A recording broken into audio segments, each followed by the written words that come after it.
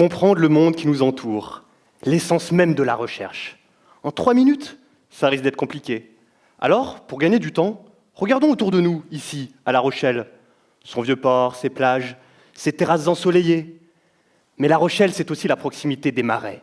Le marais Poitevin, sans oublier celui de Tadon, ou plus au sud, en direction de Rochefort. Et les marais sont des écosystèmes très importants. Ils ont une fonction récréative, sont source de biodiversité, font même écran d'atténuation de la submersion marine. Mais ils permettent également l'épuration naturelle des eaux et sont des espaces de stockage du carbone, limitant ainsi les impacts des gaz à effet de serre. Parmi les acteurs éco-responsables, le phytoplancton, un ensemble de micro-organismes en suspension dans la colonne d'eau. Ce qu'on le connaît moins dans les marais, c'est la dynamique de ce phytoplancton, autrement dit, ce qui régit son développement au gré des saisons. Et là est l'objectif de ma thèse, avec une approche bien particulière.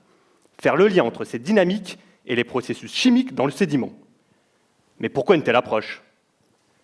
Eh bien, comme tout le monde, pour son bon épanouissement, le phytoplancton préfère le soleil, la chaleur, mais surtout la nourriture sous forme de sels nutritifs, et principalement les nitrates et les phosphates. En étudiant notre marais, on s'aperçoit qu'il y a une carence en phosphate. Vous l'aurez compris, le développement du phytoplancton va être lié à la disponibilité de celui-ci. Mais d'où vient ce phosphate? En France, depuis 1991, les limitations des apports des fertilisants des sols nous mènent à considérer le sédiment comme source importante de phosphate dans le marais, et ce naturellement, via les cycles de dégradation de la matière organique réalisés par les bactéries. Mais alors, comment est régulée cette disponibilité en phosphate? Et quelle en est la conséquence sur le développement du phytoplancton? Pour répondre à cette question, nous réalisons des prélèvements de sédiments par carottes sédimentaires, puis nous identifions les processus permettant la régénération du phosphate et sa diffusion dans la colonne d'eau. Des échantillons d'eau sont également prélevés pour quantifier les sels nutritifs et le phytoplancton dans le marais.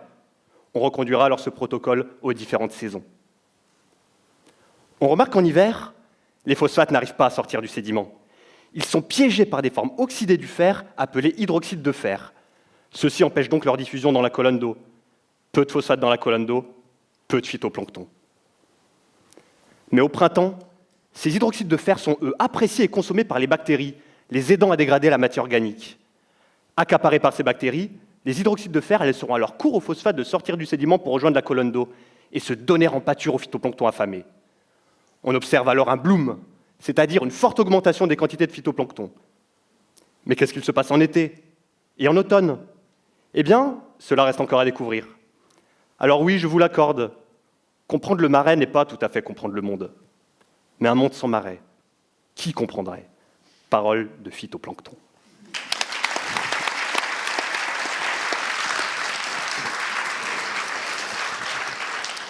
Merci Raphaël.